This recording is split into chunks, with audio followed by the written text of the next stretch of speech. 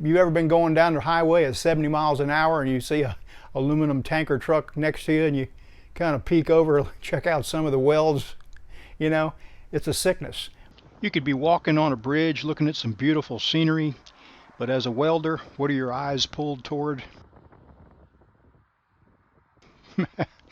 Crappy welds, and maybe some not so crappy looking welds. Point is, as welders, we look at welds. So my son-in-law was putting together a little stand with a big thick chunk of aluminum as a base plate, and he asked me to run a bead around it just to draw an eyeball of a welder possibly.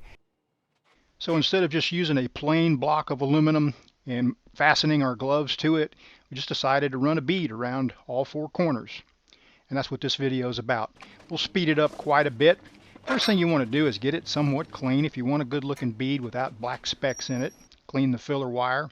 I'm using a TIG finger on this, not for heat protection, but just to glide along on the edge of that table right there. Kind of a nice slide. I'll set the machine at 200 and just use the foot pedal from there. It's not going to nearly take 200 amps to run a bead around the corner. I'll show you the readout on the amperage a little bit along the way. Got plenty of cleaning action going on there. And here we go. I'm using a number 7 Pro clear cup for this video. And there's probably times when I should have pumped the argon up about 5 CFH, and I'll show that in just a minute.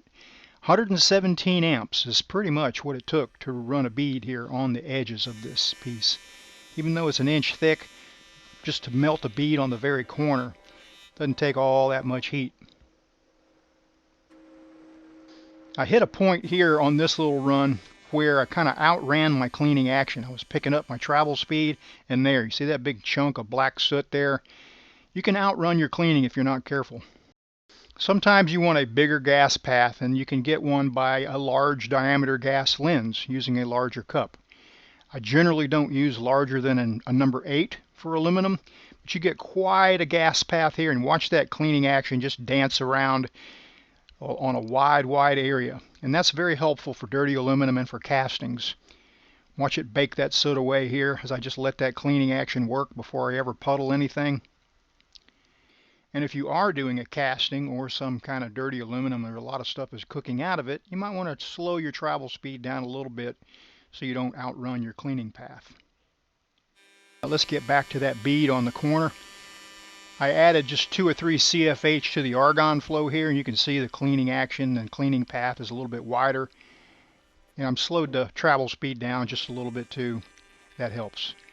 Rest of the video I'll pretty much speed up because it all looks pretty much the same. We need to get finished with this thing. One more shot here, one more arc shot. Nice and slow. You can see the wide cleaning cathodic etch. The cleaning action of the arc extending well beyond the bead. I've still got a tapered tip going on there. Things are going pretty well. Well, that's a bead around all 4 corners, and the only thing left to do is just pop some holes in it. I didn't show all of that. I started off with a pilot bit and then a step bit, and then we got a hold of some mannequin hands and just kind of put our gloves on them, and that was our display for the trade show.